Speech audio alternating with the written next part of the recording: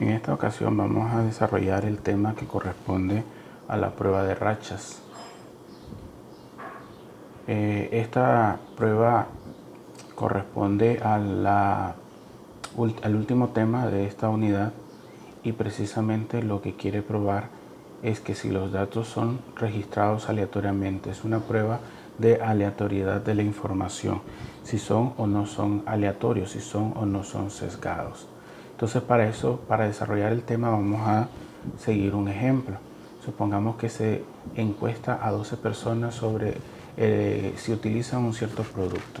Entonces resulta que hay una primera característica aquí que se clasifican los encuestados como masculino, femenino, con M y F respectivamente.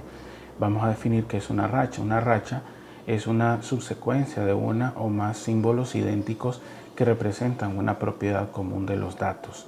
En este caso, esto es una racha, esto es una racha, esto es una racha, aunque sea solo un elemento. Siempre y cuando haya un cambio de categoría, ya se registra como una racha. Sin importar si las mediciones representan datos cualitativos o cuantitativos, la prueba de rachas divide los datos en dos categorías mutuamente excluyentes: masculino o femenino, defectuoso o no defectuoso, y así sucesivamente. Entonces, para ello vamos a buscar dos elementos. Un primer elemento llamado n1 que va a representar el símbolo con la categoría que corresponde o que ocurre menos, y n2 la otra categoría. Entonces la muestra total va a ser igual a la suma de estas dos, n1 y n2. Si se fijan de nuevo en el ejemplo, teníamos 5 datos femeninos y 7 masculinos. Si el número de corridas o de rachas es mayor o menor que el que se esperaría al azar, se debe rechazar la hipótesis de que la muestra se extrajo de forma aleatoria. Por ejemplo, son 12 datos y aquí tenemos el número mínimo de rachas, 2, es decir, donde vienen primero registrados solo los hombres o solo las mujeres, o viceversa. Primero solo hombres y luego solo mujeres. En cualquiera de los dos casos se pondría en duda la aleatoriedad de la información. O en el otro caso, irse al extremo, ir a tener el mayor número de rachas posible. Fíjense, masculino, femenino, etcétera, etcétera. Para 12 datos, el número máximo de rachas son 11. En cualquiera de los dos casos se cuestionaría la aleatoriedad de la información. La prueba de rachas para la aleatoriedad se fundamenta en la variable aleatoria V, que representa el número de corridas que ocurren en la secuencia completa del experimento. Para ello tenemos una tabla de valores críticos que está adjuntada en el documento, y esos valores críticos van a depender del número de rachas registradas y va a depender de los valores de n1 y n2, siempre y cuando h0 es verdadera. ¿Qué sería h0? Que los datos están registrados de forma aleatoria.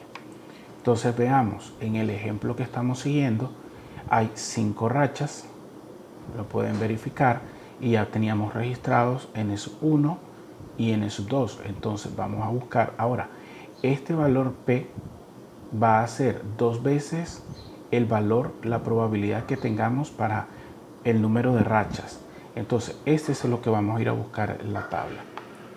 Con n1 5 y n2 7, con 5 rachas lo buscamos aquí en la tabla. Observen, aquí buscamos en la columna de la izquierda el par n1, n2, 5,7, y luego lo intersectamos con el número de rachas, 5. Esto nos da 0.197. Nos devolvemos al problema. Entonces sustituimos ese valor en valor de P, y esto nos deja que es igual a 0.0394. Este valor se compara con el nivel de significancia alfa. Si se trabaja con un 5% de significancia, el valor de P es mayor, lo que podría sugerir no rechazar la hipótesis. Básicamente este es el criterio de decisión. Si P es mayor que alfa, no se rechaza la hipótesis nula, la hipótesis de aleatoriedad de la información, dado que es razonable encontrar una secuencia de resultados, y también se puede decir de que no existe evidencia insuficiente para rechazar la hipótesis de aleatoriedad.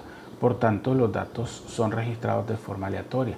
Por el contrario, si nosotros trabajáramos con el número máximo de rachas, en el caso que estamos siguiendo 11 rachas, entonces el valor de P sería aquí 2 veces que la probabilidad que B sea mayor o igual que 11.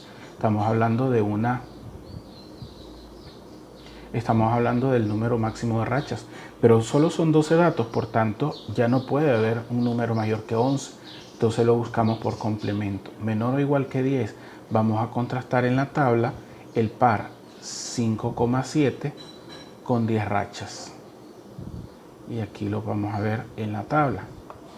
Entonces miren, el mismo par 5,7, pero ahora con 10 rachas. Pero con 10 rachas. ¿Cuál es el valor? 0.992.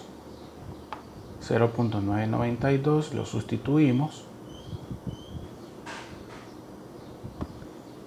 Entonces 1 menos 0.992 por 2 nos deja 0.016.